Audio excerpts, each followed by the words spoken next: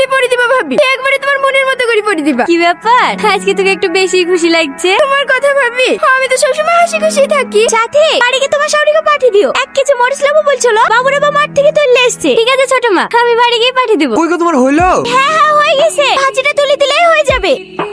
ভালো আছেন কাকা? হ্যাঁ বাবা ভালো আছি। বাড়ি থেকে কবে বাড়ি এসছো? আজ কি এসছি? কি আছে আজকে? ঈদকালে ঈদে মেহেন্দি বললেনি, আজ বলছি যে দিলি তো নষ্ট করি। মা, আমার ছেলেকে করে দিল দেখো। এই ওকে জ্বালাসি কেন তুই? ভাবেরও খেয়ে দেয় কাজ না, কাকে মেহেন্দি পরে দিছো? শুনবি তুই?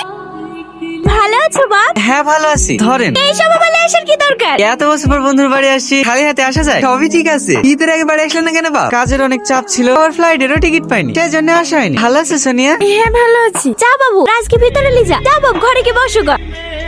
ছুটকি যা একটু দোকানে যা। তোমরা সবাই ছুটকি বলে ডাকবো, তো আমার নাম সোনিয়া তুই কেন? আমরা তো তোকে সবাই ভালোবেসে ছুটকি বলে ডাকি। এই কথা রাগ করলে হয়? যা যা, তোর আব্বা জামার পকেট থেকে টাকা লি, দোকানে যা। ভালো লাগে না। চলো বসে এসে খা। হ্যাঁ হ্যাঁ, চাটা খা চাটা খা। আমাদের চুটকি অনেক ভালো চা বানায়, খা। রাজ দেখো, বাবুর আব্বা সোনিয়ার লেগে এই ছেলেটা দেখিছে। ভালোই লাগছে। বাড়ি কোথায় ছেলেটার? আমাদের পাশের গ্রামে। কিছুদিন আগে ছেলেটা পুলিশে চাকরি পেল।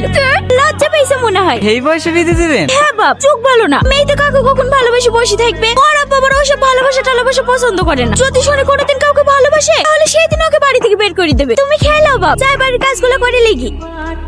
খা।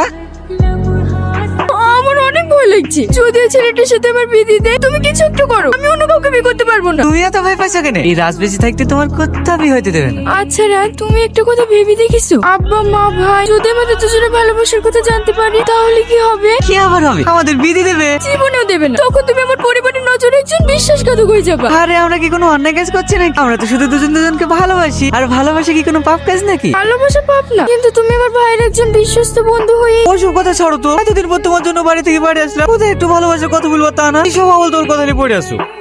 তাও ধরো, বাইরে থেকে বাড়ি আসার সময় তোমার জন্য লে এসছি। অনেক সুন্দর লাগছে তো এটা, সোনার। হ্যাঁ। দেও পরি দেও।